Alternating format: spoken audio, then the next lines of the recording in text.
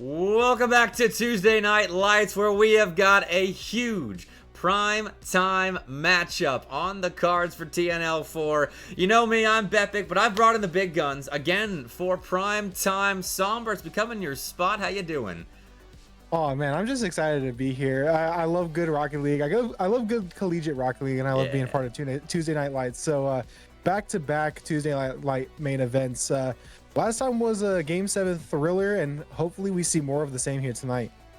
Let's hope, because James Madison are definitely coming in here as underdogs. They, I think, are the team with a lot to prove against a Shawnee State team with the complete opposite issue right now. They have proven themselves the top dog in Collegiate, and I think this is kind of their series to lose against JMU, because they're a great litmus test team, I think, for a squad that wants to break into the top 20 of Collegiate, because Shawnee State have had consistent results between like 16 to 25 throughout the last several years, going back to the IRSC days for the Shawnee State core. So this is an interesting matchup, and we'll see how JMU's ping holds up. Yeah, I think that will definitely be a facet of their game, is how consistent their ping will be. Apparently there's some bad weather up there at JMU. It was quite the turnaround, because I know that out here on the East Coast it's been, you know, pretty consistent high 60, 70 degrees. And then today, just all of a sudden, it was below freezing. So hopefully everything is good for them. But I do like the shout. Shawnee State definitely is like a litmus test team for a lot of these collegiate rosters. I know bringing in the addition of Pigeon in my books puts JMU probably in the top 24 of things. But Shawnee State definitely a gatekeeper in that, you know, 16, 17 realm, where you're right on the cusp of being the upper echelon of collegiate programs. So like you said, it'll be a good test for James Madison. But, you know, I got to see a lot of Shawnee State under their other banner, their non-collegiate banner during the off season. And they seem to have this quality about them where they can either get swept by teams like James Madison or make it a really gritty, like 6-7 game series. So hopefully we see the latter here for the content, but I wouldn't be surprised if JMU come out and they dominate the Shawnee State team. Well, we'll see. You have a lot of faith in James Madison. They've had a good start to their season. I mean, in CCS especially. Shout out for the Raid Nation. I assume you were at the helm of that. They have looked very good. They 3-0'd an FIU we just watched. Letting them know they can join up. We just watched them winning Game 7 against a solid Grand Valley State team, and 3-0ing FIU tells me that you're a good team already. We knew it when James Madison came out here, went 2-0 against a UNC Charlotte team and a South Carolina team that are solid in the collegiate space already. So, can they do it against one of the hallmark names of CRL? I suppose two of the hallmark names in Slayer and Taco Stash. Let's find out, Somber, and get this thing going. I want to say this is also maybe a little bit of a head look into the changing of the guard, but Taco Stash shows that Old Dog still got some new tricks. They're going to score a fairly wide open net. Gad wanted the pre-jump 50, but Taco Stash goes underneath. But as I was saying, Taco Stash and Slayer, they've been part of the Collegiate Rocket League space for a while now, and Pigeon coming in, being only 16 years old, finishing high school early, coming in and being one of NA's young top guns, and especially with how they've been performing with that 100x35 roster, is going to be a nice thing to see Pigeon as a player and how they develop in CRL. But it may just be that the experience and the lethal offense coming out by Shawnee State is going to do it in for them. In the opening 37 seconds, it's been two straight for Shawnee. It's a good start for the Bears, and it's a long series, and I don't want to make any excuses for JMU. That second one was certainly earned, but that first one, Gad just whiffing the ball, they are having ping issues right now, for everybody wondering, and let me show it up on screen, up there in the 70s, and this is a US East server. And that's due in parts to, Gad estimates, a snowstorm happening up at the JMU campus area. I believe they're on the northern side of Virginia. And that'll impact you a little bit when it comes to the speed you have to play against Shawnee State. But 70 ping is definitely playable. We're seeing it at the RLCS level with all those players playing different regions on higher ping. And West Coast players have done it for ages. So hopefully they can adjust because they're in a hole early. Yeah, it's going to need to be a lot coming out on the defensive side of the pitch, especially. The JMU squad, and GAD particularly, is just so stout on the defensive side. They can turn counters downfield super quickly, so having an impact on your pace of play is going to be a big challenge and a big hurdle, but you got a best of 7 to go ahead and get things tightened up and try to adapt your usual style of play to now fit this slight ping disadvantage here. But you know, gonna need to get started on offense, and a lot of time spent in your corner outside your own box. A bump on ability by Duckworth, not gonna lead to much here. Ability has to come through for a save. GAD tracking behind him. Duckworth can be able to grab some boost and play with a little bit of space, try to find an avenue downfield. They're gonna take their time with an air dribble over to Slayer off that sidewall. Soft shot lobbed, but GAD gonna save that one away. Now Pigeon's got some room here, and that is typically a threat for JMU. And that's something that they're going to have going for them all season long, but ability was set up by that Pigeon solo play, just skied the shot by an inch. And now Pigeon's alone in defense. His ability rejoining him, but doesn't end up needing him. Finds a clear. Will again try down that Shawnee State sideline. Bump Taco Stash, but ability can't make contact on the shot, so no goal for James Madison, but they are finding themselves some good-looking chances. Absolutely, it might be another dunk here, but Pigeon pulls out the stops on the defensive side of the ball, able to clear that one off their own crossbar, but attack continues from Taco Stash. They're able to pass it out to Duckworth, but Duckworth denied by Pigeon. They got a savior on the day so far. Looked to rip one from the midfield stripe, but could not find purchase. Not going to be a demo on GAD. Maybe you think lead to some shaky offense here. No, it's going to be ability. Slotting the narrow angled shot off the sidewall double. Let's take another look at this one. Okay, ability. Missed the 2 shots previously, and I was wondering, okay, maybe JMU is with the ping disadvantage not having a great shooting day. And then he hits that. That is some way to get the goal scoring started for the Dukes. And Shawnee State, they found those 2 goals early on here in game 1, and since then, they haven't found anything else in offense and have now just conceded an electrifying goal to ability in JMU. The Dukes have kept it rolling with the punches and deliver a strike of their own. Maybe an offensive setter here, as that was quite the way to open things up for the night. GAD gonna look for a solo play, but denied and 50 to the ceiling. Taco Stash launched downfield. Duckworth with the boost grab. Wanted to get it mid to Taco Stash, but no boost. Means they can't make the reach on that play. Pigeon down the field, able to play it over Slayer. Down below, rebound shot, goes top corner, but just off. GAD trying to get this one centered yet again for Pigeon. Pigeon met early by Slayer, but clear goes to their own backboard. Everyone awkward for JMU. GAD back at the midfield stripe. And I have to make a play, force Duckworth into the corner. Taco Stash with another 50. Pigeon playing cleanup. GAD trying to play bodyguard downfield. And Pigeon could not find the back of the net on that play. It's time for JMU to reset.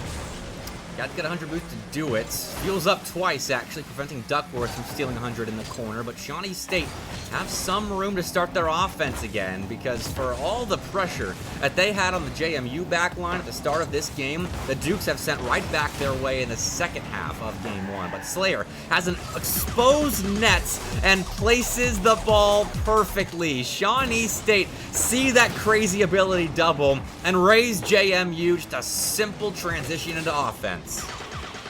Has just also insane awareness to sweep the back line, knowing that the replacement man in net is awkward coming off that back wall.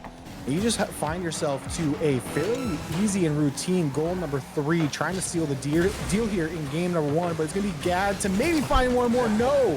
Taco Stash denies it from the upper 90. Pigeon goes again, has a man at the midfield, but gives up on the solo play attempt. Slayer going to get a soft clear out towards the mid.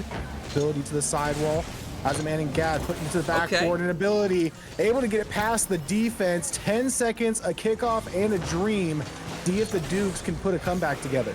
Well, there is plenty of time, and that's an awkward misread from Duckworth. Just gave ability a free lane to that ball, and now JMU are really knocking on the door of Shawnee State late here.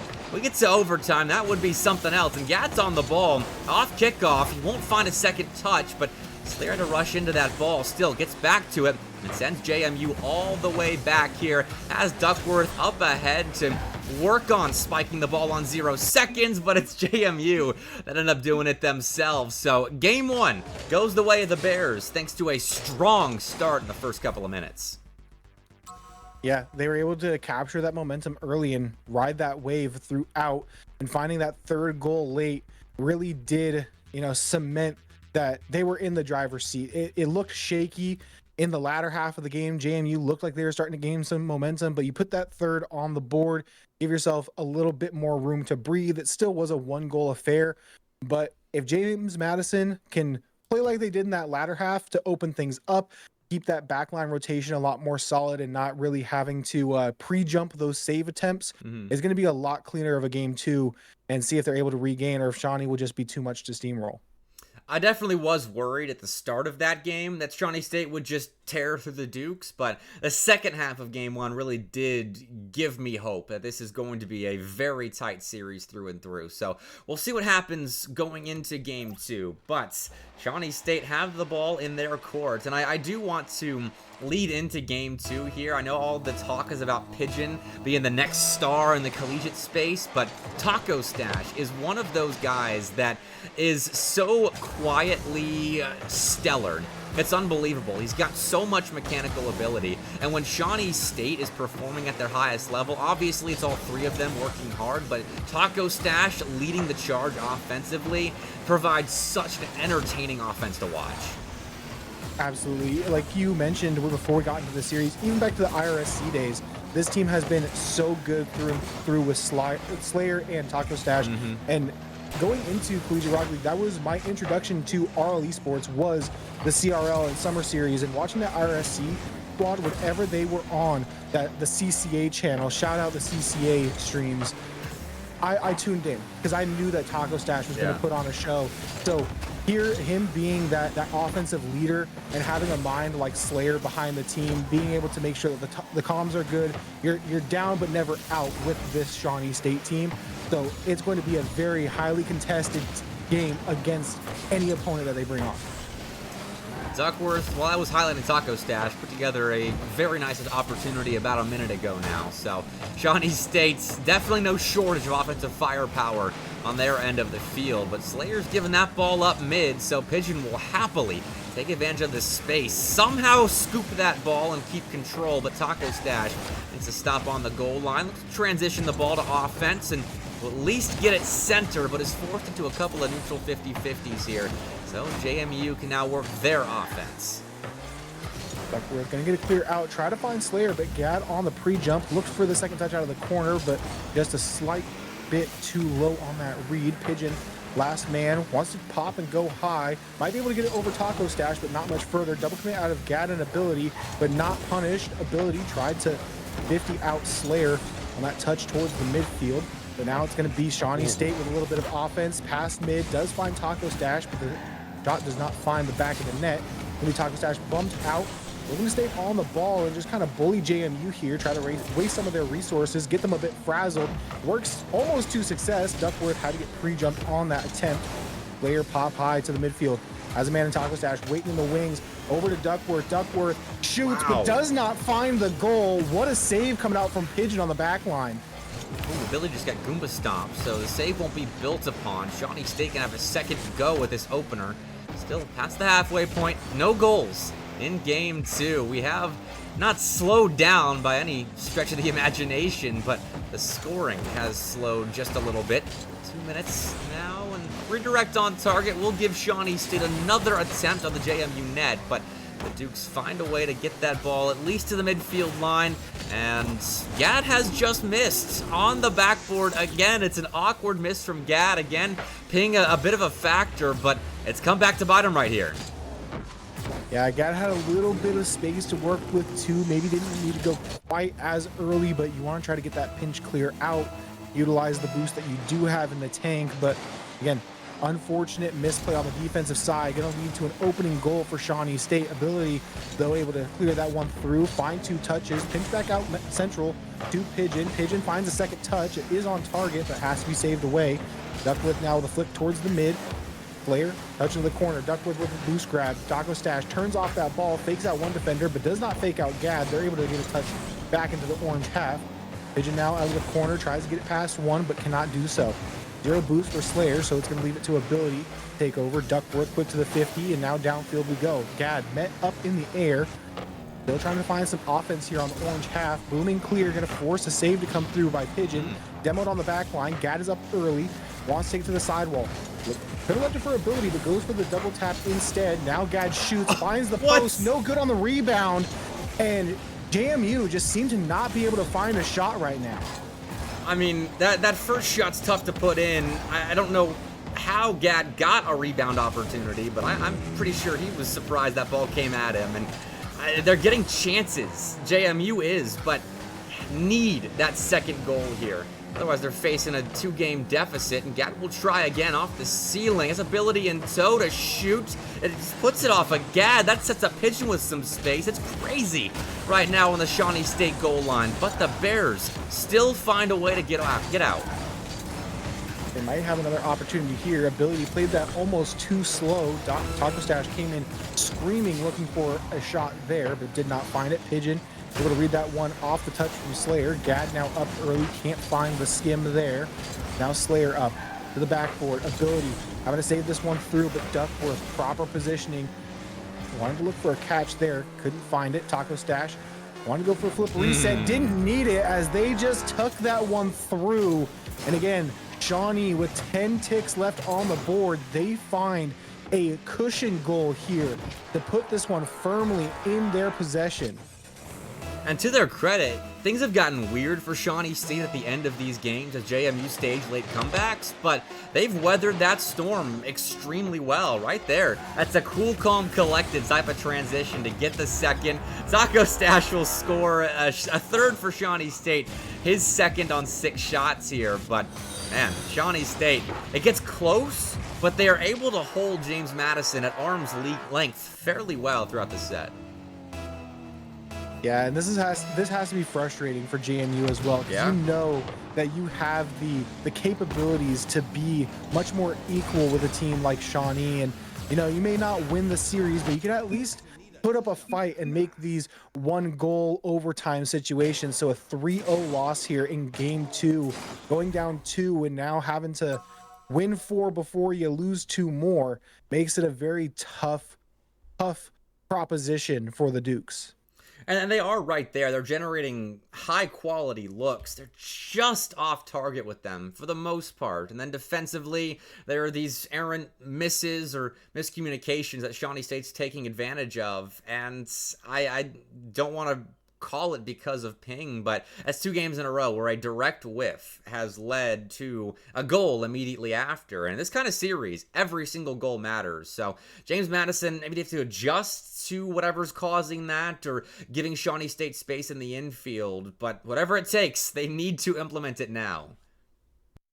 Yeah, I think that the biggest changeup that they could make that would have an immediate impact is we're seeing a lot of double taps, a lot of redirects, a lot of skim touches that don't quite find connection, and that's where the ping is, where you think you have that, but the extra couple milliseconds in the server means that you're not quite there. So if they're able to find a little bit more foundational touches and a little bit more of your standard touches here and play a little bit more ticky-tacky downfield instead of looking for these fast break plays, they'll be able to put themselves back in it, but it's how well you can make that adjustment and how quickly in this game 3.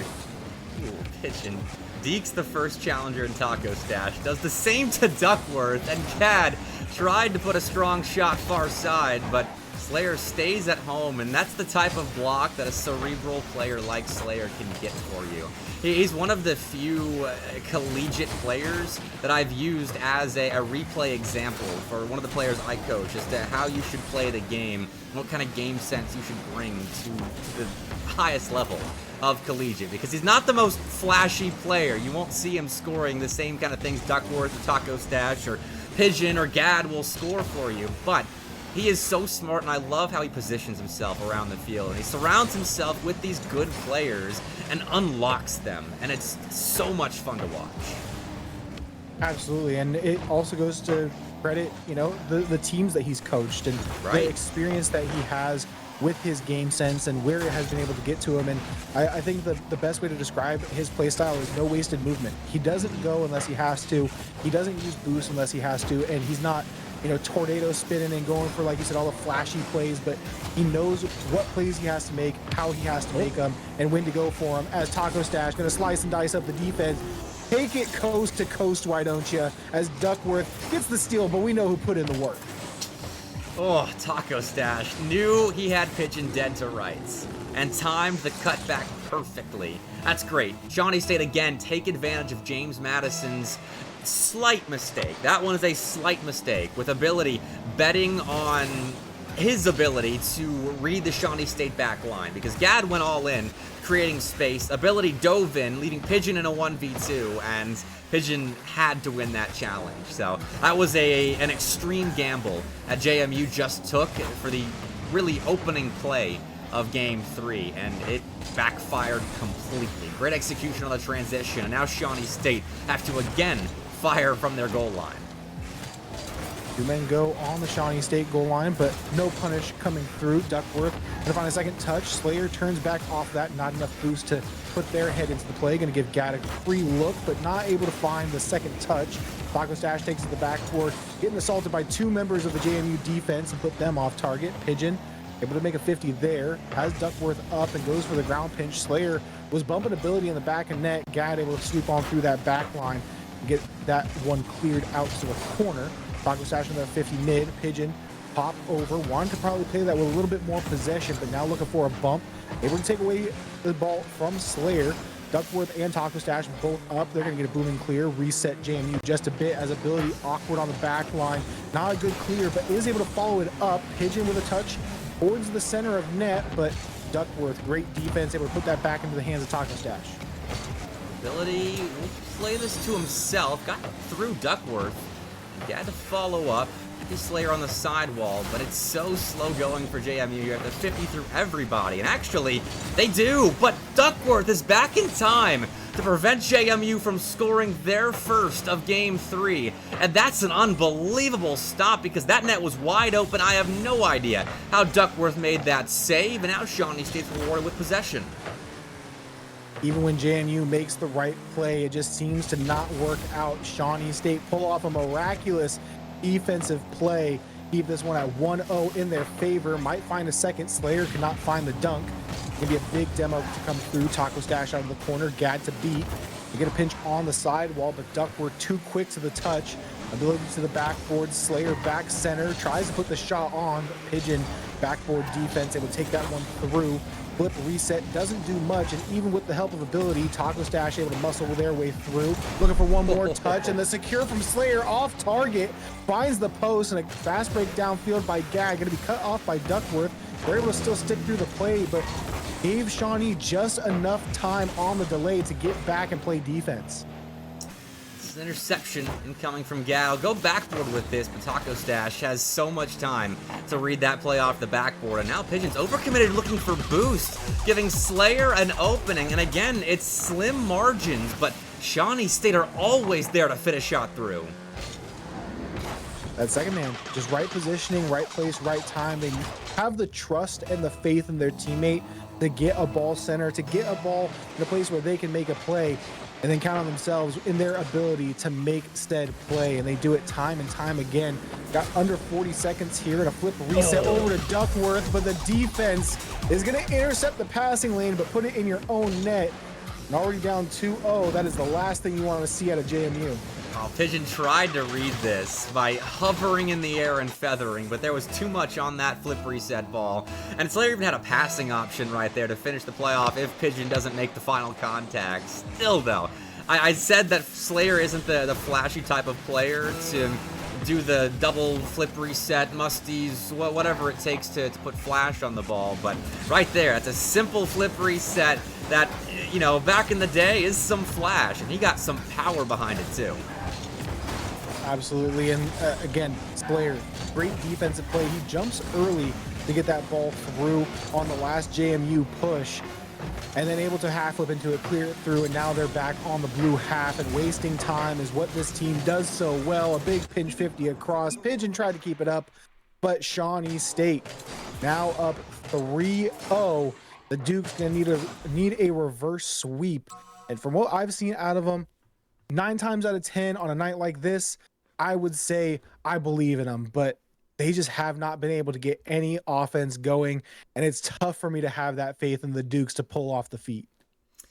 Especially with the amount of shots they're giving up to Shawnee State. I mean, game one, it was just 9, and then after that, 11, now 16. Shawnee State are playing a good bit of defense on their goal line, but they just rip an avalanche of shots on the James Madison goal line when they're able to transition the ball away. And that is where JMU are breaking, because they can find the initial save, maybe the secondary save, but after that, if Shawnee State can just keep it going on them, James Madison have a tough time holding up. And Shawnee State are just that critically on point at the moment. So precise, and 3 goals in all 3 games so far. James Madison have come close to matching that total, but they are just a little bit off here. Yeah, again, I don't want to go back to the ping and say that's the only reason why, because like you said, Shawnee, 16 shots. I would be surprised that if a team put up 16 shots if they didn't win in commanding fashion. The Shawnee's doing everything right. JMU has some issues that they're working through, but it seems like even when they are making the right play, making the right decision, it's just Shawnee coming out better on the other side. And there are some decisions that are definitely not ping related that JMU are making that are giving Shawnee State space. Like, I mean, that right there, that's not ping. That is Shawnee State cutting you up. Ability misses right there off the backboard, but that pass across Duckworth, Taco Stash, right back to Duckworth, that is perfect. And Shawnee State are showing why they're on a campaign right now to maybe crack into the top 8 of CRL. Absolutely, and off the kickoff here, player might have a little bit of a solo play, but they're going to go ahead and have that one fizzle out, and this might be a rare open net for Shawnee. Gad just comes diving in and hits it at the midfield, able to have the long shot go all the way through and find the back of the net. JMU respond very quickly after that opening goal from Shawnee, but call it luck, call it proper timing. JMU finally get the drought over with, and they find one for themselves. This right there leaves Slayer in a 1v2, but dives in, forces the ball off the first man of JMU's car, and allows Taco Stash some time. Ability, though, is beaten 2 Bears now, but Slayer will flick over Gad, and we'll stay tied. It was a decent-looking chance for JMU, but all they could do is get the ball to the backboard of Shawnee State before they're pushed back upon. Taco Stash is a shot somewhat on frame, but too far out to the right to register. And now we'll keep going back and forth, tied up at 1 apiece. Playing a lot in this corner, but Slayer able to pop that one center for Taco Stash, looking for the backboard pass back down, but Pigeon was able to play some defense there, interrupt the play. Duckworth looking to play with possession here. Pigeon quick challenge, Taco Stash right back to the ball. They have some boost and space to work with. Gad able to 50 that one through. Lots of pressure starting to build here for Shawnee State. 2 men in the corner, they both go. Maybe not the best decision, but not going to bite them just yet. Pigeon on a breakaway though. This is where it's dangerous. This is where Pigeon does not find a goal and it gets bumped into the rebound save. And JMU walk away from that situation without one more on the scoreboard. Might give one up the other way, and Duckworth gets their rebound. And what was that sequence, Bepic? That's been the story of James Madison's campaign in this best of 7. Like, the ball sat on the goal line about 60% in, and it isn't scored. Not because of a lack of a follow-up, but because there's just an inch of momentum in the wrong direction. Shawnee State get back a millisecond early. That's absurd. I don't know what we just saw, but that has been the story for James Madison. The ping's already against them.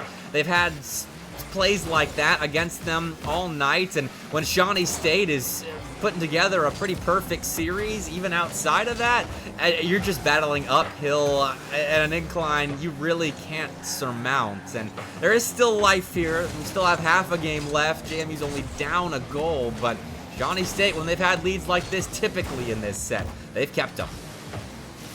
Yeah, they look to keep it here with great defense out of the corner. Gonna be ability looking for 2, but Duckworth able to get that past a JMU striker. Pigeon now sweeping along the back line, gets a pop, but deleted for their efforts. Slayer goes sealing down, looking for a pass, and it's gonna be JMU putting the ball right back in the hands of Duckworth. They're able to get the save after the erroneous touch on the back line, but Taco Stash comes flying in for a 50 dunk there. Slayer now wanting to jump from the corner, Pigeon to beat.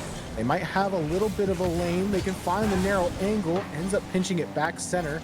Ability and Gad, not enough boost and not proper enough positioning to find a play through. It's going to roll down off the backboard. Pigeon, heavy-handed touch. Two from Slayer, going to fake out the defense, put it just under the crossbar, and Shawnee get that third that they are so familiar with. Oh, that's pretty. He arrows back into that shot as well. And yeah, 3 goals to Shawnee State's name for the 4th consecutive game. And there are still 110 seconds left for JMU State to come back, but I think that opportunity that we had our hands on our heads after Somber was where JMU had to score if they were going to keep this best-of-7 going. They can come back now, but everything is against them. Scoreline, series scoreline, the shots, the ping, it's not looking good at the moment. Pigeon getting one back, and he does score that one, so maybe there is life yet. Pigeon, just play after play throughout this series. They make the most beautiful of touches. That time it finally finds its way through. No witchcraft on the back line for Shawnee to keep that one out. And they get their second on the board. Need to find one more. You still have plenty of time to do so, but a favorable kickoff for Shawnee will start their offense early after the concession. Drop down shot from Slayer, going to be denied by Gad. Duckworth now quick back to it. Ability able to undercut the offense by Shawnee, but only as far as Taco Stash at the midfield. Tries to find Duckworth on the backboard. Another one of those drop-down passing plays. We've seen them go for it twice now in game 4. Maybe something that they're trying to scheme up here in late game to seal the sweep, but have not found purchase on it yet. Pigeon 2 touches. Taco Stash goes early, able to save that one through an open net after the bump on the back line. Ability goes top bins and finds their 3rd goal.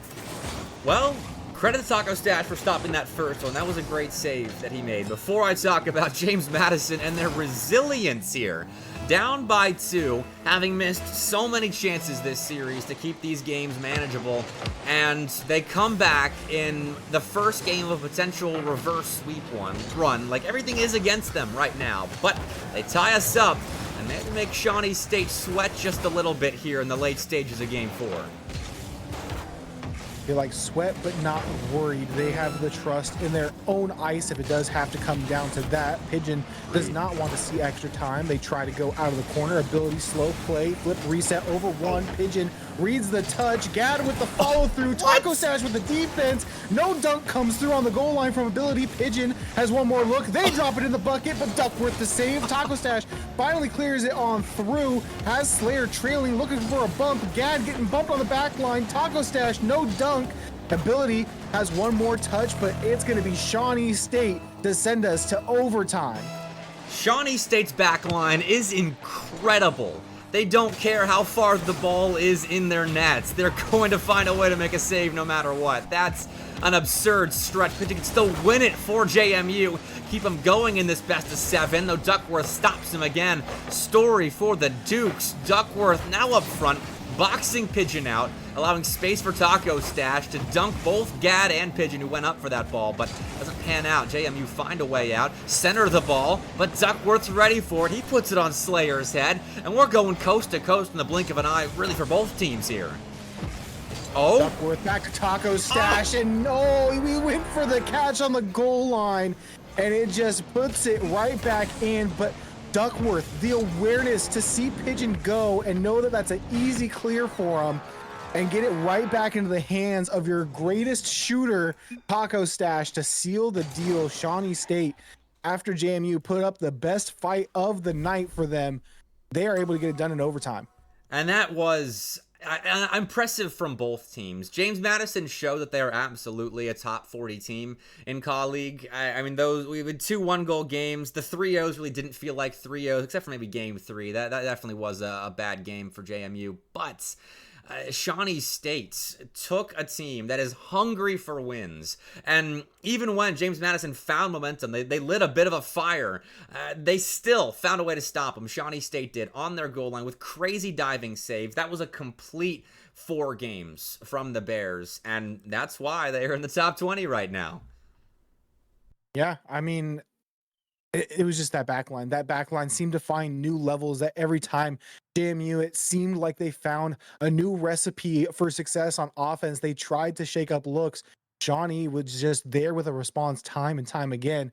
And that game four, like you said, you got tested through and through. You got to see what they would do against a team that's making mistakes. You got to see what they would do against a resilient JMU team. And at the end of the day, either one you throw at them, it's a win out on top. So GG's to both teams, but Shawnee State, I mean, hey, I've massively doubted them going into this. I thought, JMU, they have the talent, they have the mechanical ability, but you could take ping out of the equation, put them in a land environment where everyone's on zero. I think Shawnee State still sweeps. So GG's and congrats to them for pulling out a win here on Tuesday Night Lights. I don't know about still sweeps, but I do think they still get the win, and we should be getting Slayer in the booth here in just a second for an interview. We've actually got time for the interview because that was a quick series. Shout out to the Gad family. Thanks for tuning in and supporting as always. I love the chatting, but we gotta talk to Slayer. I've dragged him into the booth with myself and Somber. Slayer, are you there? How you feeling? Howdy, yeah. I'm feeling good. Feeling good. Yeah, rightfully so. Good win against the hungry James Madison team. You guys put together, I think, a really complete 4 games. You scored 3 goals in every single game. Obviously, the last one, you got the 4th in overtime. But overall, your backline defense impressed me the most. What on earth was going on in the comms when JMU would have a ball maybe 70% over the line, you guys still find a save? I mean, we were just trying to throw everything we could on the goal line. We sat in the bowl. We tried keeping it out, and we had brick wall defense. So not much more you can ask for from us there. I mean, the boys were feeling ourselves, so it was good. But I mean, we stayed calm. It wasn't a big deal. Like we felt pretty in control for the most part. So I think that's like the key to like a calm and well structured defense, in my opinion. I think the biggest thing for me, looking at this squad, I feel like going back to the IRSC days and then now into your guys' stint at Shawnee State, having a player like Duckworth, I've been able to see you guys kind of grow as a trio going in from some off-season stuff that I saw you guys play under a pause up into now. How are you guys feeling for spring with Duckworth and how you guys are kind of meshing together as a trio? Uh, you know, we've had our ups and downs for sure. I think we're feeling decent. It just depends on like I guess the day and I guess the week of like how we're feeling as far as just like individual I guess performance and what's going on. But I will say though that like we have a very strong ceiling or I guess we can raise our ceiling a lot. Like we're very capable of reaching a very high level in my opinion, but it just depends, I guess. I feel like we've been playing very well today. I mean, we played in a league match against Bruin Parker today. That went very well for us. And then obviously we did well on stream here today, with the 4-0. So I think it's just taking it one day at a time. That's all it is. Like we're human, so there's certain things that are tough. But yeah.